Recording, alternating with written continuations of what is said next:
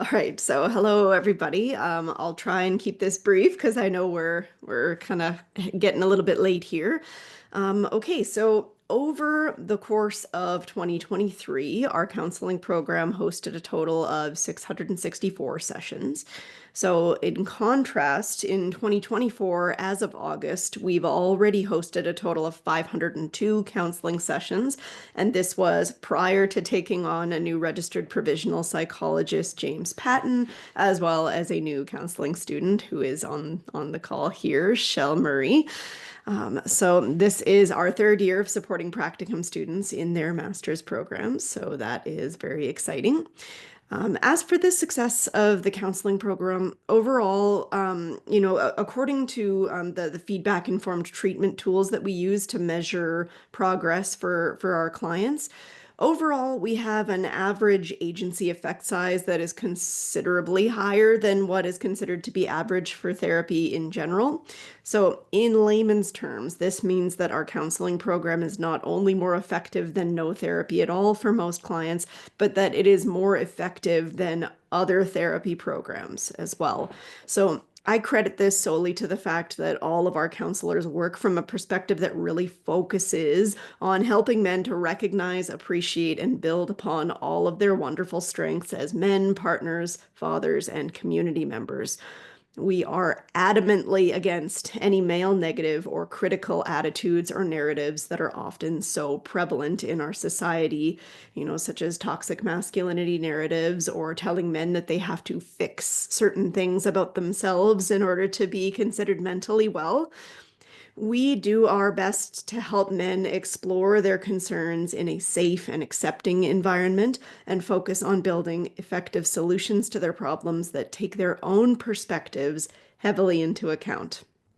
Now, obviously, no therapy options are perfect, and there will naturally always be clients that don't respond to therapy or whose problems are the sort that therapy can't necessarily target.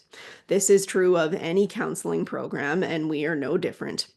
However, given just how much our agency encounters problems that are significantly impacted by external factors, such as relationship breakdown or bias in the courts, it is very encouraging that our agency statistics are nevertheless as high as they are, despite those factors that can so often drag down those core elements of mental wellness. So, in more general terms, we are hoping to have more liaisons with other organizations soon to begin expanding awareness of our programs as much as possible. Obviously, for many of us, our attention has been directed towards the opening of the very exciting new housing coming up here. So, it is our hope that the opening of this shelter will come with an increased interest in the counseling program as well as many of the other programs that CCM has to offer. So this year, we also ran our first Triple P parenting program, which is an internationally recognized program targeted at parents of children ages 0 to 12 to help offer positive parenting tips to help with building parent-child relationships, managing problem behavior, and effective discipline strategies. Now, technically speaking, group triple P is supposed to be contraindicated in families that are going through separation and divorce, where the other household may or may not be willing to hold to the same rules or parenting strategies. But honestly, we feel it is so important to be able to make these skills available for dads who are wanting that help, who are often reaching out because they are relatively newly separated and who may be taking on unfamiliar roles and situations with their children. We feel it is so important to offer them some tools to make that process a little easier. Furthermore, we were able to integrate some situation-specific concerns into the discussions that might not otherwise have come up, such as how to navigate certain parenting situations in contentious separations, or how to navigate when the other parent does things very differently. So I feel like those were some interesting and important discussions that might otherwise not have come up. In the end, fortunately, most of the participants in our first group indicated that they found the program useful and at least were able to take some strategies away from it. Assuming enough interest, we would like to run the Triple P parenting program at least twice a year. One last update that we're hoping will make a big difference to some of our clients. In the summer, I finally completed the requirements to become a fully registered psychologist.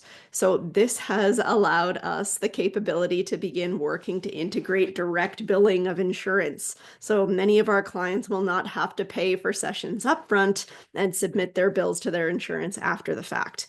I know this has been a barrier to several clients in the past, and so I'm excited to be able to remove those walls for people. So right now we're just establishing TELUS e-claims, which supports a very wide variety of insurers, but I'm hoping we'll be able to set up more options as well. So this is the general year in review for the counseling program. I'm excited about the progress we've made, and I'm hoping we can just keep getting bigger and bigger. Thanks, everybody.